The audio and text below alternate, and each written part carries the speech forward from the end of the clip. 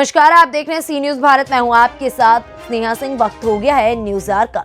राजधानी लखनऊ में निशादगंज स्थित एससीईआरटी कार्यालय पर पिछले 5 माह से अपनी मांगों को लेकर विरोध प्रदर्शन कर रहे 69,000 शिक्षक भर्ती के अभ्यर्थियों की मांग है कि 22,000 सीटें जोड़ी जाए। अपनी मांग को लेकर अभ्यर्थी कई बार सीएम आवास के चक्कर लगा चुके हैं। बीजेपी के प्रदेश अध्यक्ष स्वतंत्र देव सिंह, बेसिक शिक्षा मंत्री सतीश द्विवेदी, इसके अलावा विभाग के तमाम जिम्मेदार अधिकारियों से और सरकार के प्रतिनिधियों से मुलाकात करके अपनी बात रख चुके, मगर इनकी मांगें नहीं पूरी हो रही। और 2 दिन पहले अभ्यर्थियों के द्वारा 10-90 से कैंडल मार्च निकालकर मुख्यमंत्री आवास तक जाने का प्रयास किया गया था, जिसमें पुलिस के द्वारा बर्बरतापूर्वक इन पर लाठियां चलाई गई। बता दें कि इसमें कई अभ्यर्थी घायल हो गए। इसके बाद इन अभ्यर्थियों का विरोध प्रदर्शन को लेकर क्या कुछ कहना है, देखिए ये खास रिपोर्ट। 170 दिन से अधिक हो गया आप लोगों के ऊपर बर्बरतापूर्वक लाठियां भी चल रही हैं। पहले तो उसके बारे में बताएं, लाठी चार्ज होने के बाद कितने लोग घायल हुए आपके साथ? करीब 9 हमारे भाई लोग घायल हुए हैं, 3 बहनें, करीब 12 टोटल घायल हुए हैं, जिसमें हमको, अरविंद को, अभय, मलकीत, सौरभ, 5-6 लोग ऐसे हैं अभ्यर्थी हमारे भाई हैं जिनको बहुत चोट लगी है। तो ये जो कार्य पुलिस के द्वारा हुआ, अमानवीय व्यवहार हुआ, निंदनीय है। इसकी हम घोर निंदा करते हैं और कहीं ना कहीं इसकी जो जिम्मेदारी है कहीं ना कहीं शासन प्रशासन पर है।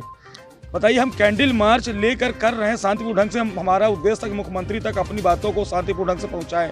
हमारा उद्देश्य ना तो हिंसा था वहाँ पे, ना कोई विरोध था, सिर्फ अपनी मांग को पहुँचाना था। लेकिन इस तरह के जो कार्य, अमानवीय कार्य हुआ, जिसके लिए सबसे ज़्यादा मुझे कष्ट हुआ।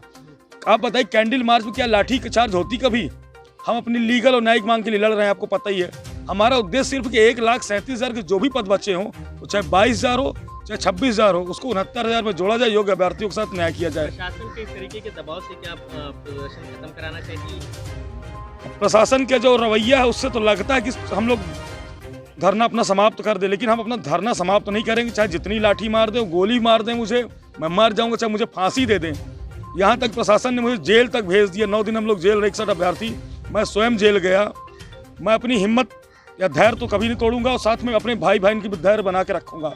जब तक जान में जान है तब तक मैं लड़ता रहूंगा। और चुनाव आ रहा है, सबसे बड़ी बात यह है, योगी जी खुले मन से कहते हैं कि 1,37,000 मैं भरना चाहता हूं। हम योग्यता के पक्ष में हैं, लेकिन हमारे पास सीटें नहीं हैं। मैं योगी जी से साफ शब्दों में कहना चाहता हूँ, आज आपके पास पद भी है, योग्य अभ्यर्थी, अब आप सीट को नहीं भरना चाहते हैं। आप एक संत हैं, आप अपने वचन से पलट रहे हैं। मैं बता दे रहा हूँ, यूपी की जनता का तो आप विश्वास खोएंगे ही खोएंगे। आप अपने संत समाज से विश्वास खो देंगे। अगर आप संत हैं, आप अपने वचन के पक्के हैं, आप अपने वचन को निभाइए। 1,37,000 के पद जो आप बोले भरने के लिए 2 पार्ट में, उसको भर दीजिए, अन्यथा यूपी की जनता माफ नहीं करेगी, आपको साफ कर देगी। 5 महीने से अधिक हो गया प्रदर्शन करते हुए। कई साथी आपकी जेल भी गए, परसों लाठीचार्ज। क्या कुछ कहेंगे इस पूरे मामले को लेकर, जो प्रशासन का प्रशासन का रवैया हमारे तरफ बहुत ही खराब है। ऐसा लगता है कि हम कोई आतंकवादी हैं। आतंकवादियों को इस तरह से दौड़ा के नहीं मारा होगा जैसे हमारे भाइयों को, सबको, हम लोगों को दौड़ा के मारा है। ऐसा बिल्कुल ऐसा लग रहा है कि हम लोग कई अफगानिस्तान के से आए हैं, यहाँ पे दूसरे देश के हैं। ऐसा सौतेला व्यवहार हमारे साथ किया जा रहा है। हम शांतिपूर्ण बस कैंडल लेकर हम अपना आगे बढ़ रहे थे, बस उन्होंने आके लाठी ऐसे मारना शुरू किया है कि जैसे हम बहुत बड़े अपराधी हों। ये रवैया ये माफ़ नहीं किया जाएगा। जनता को सब ये याद रहेगा। आप हमारी योग्यता, हम इतने योग्य पढ़े लिखे होकर आप हमारे साथ ऐसा व्यवहार कर रहे हैं। आपके अंदर मानवता नहीं रह गई क्या? अगर मानवता इतनी ही होती, दूसरे विपक्ष का बहाना देते हैं आप कि वो विपक्षी पार्टियां ये राजनीति कर रही हैं। आप खुद क्यों नहीं आते यहाँ आके सच्चाई देख ले? एक यहाँ बैठे हुए हर व्यक्ति के पास मार्कशीट है, आप चेक कर लीजिए खुद। दूसरे विपक्षी पार्टियों को दोष मत दीजिए, अपना दोष पहले देखिए।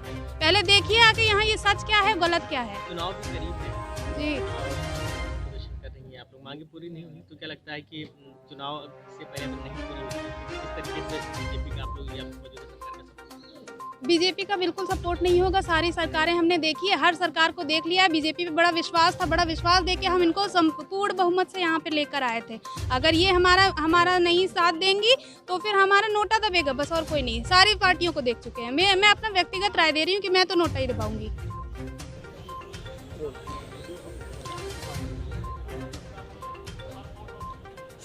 सरकार के द्वारा नारा दिया गया, बेटी पढ़ाओ बेटी बचाओ, पढ़ेगा इंडिया तभी तो बढ़ेगा इंडिया। बढ़ तो लिया युवाओं ने मगर बढ़ नहीं रहा है। इसका जीता जागता एक एग्जाम्पल हम आपको दिखा रहे हैं। हमारे पीछे ये उच्च शिक्षा हासिल करके अभ्यर्थी पिछले लगभग 5 महीने से अधिक हो गया इसी जगह पर ठहरे हुए हैं। ठहरा हुआ जल भी अब इनकी तरह ही कहीं ना कहीं अपने आप में एक तरीके से जो होता है वो ठहराव आगे नहीं बढ़ रहा है। उसका मुख्य कारण यह है कि जो जिम्मेदार अधिकारी हैं, शासन प्रशासन के जो लोग हैं, वो इनकी बात सुनने को तैयार नहीं है। अपनी बात कहने के लिए जब ये मुख्यमंत्री आवास जाते हैं, भारतीय जनता पार्टी कार्यालय जाते हैं या दूसरे जिम्मेदार अधिकारियों के पास जाते हैं तो बात नहीं सुनी जाती है। बदले में इनको लाठियाँ दी जाती हैं, गालियाँ दी जाती हैं।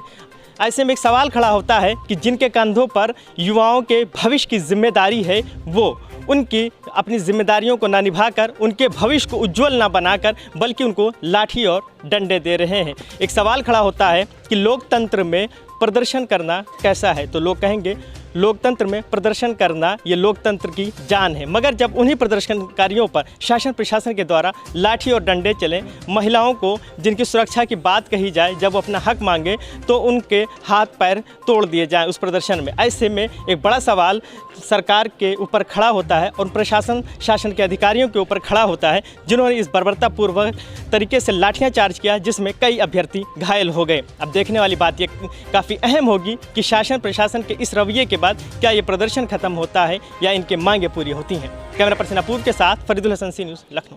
फिलहाल इस खबर में बस इतना ही। देश विदेश की ऐसी तमाम खबरों को देखने के लिए बने रहें सी न्यूज़ भारत के साथ।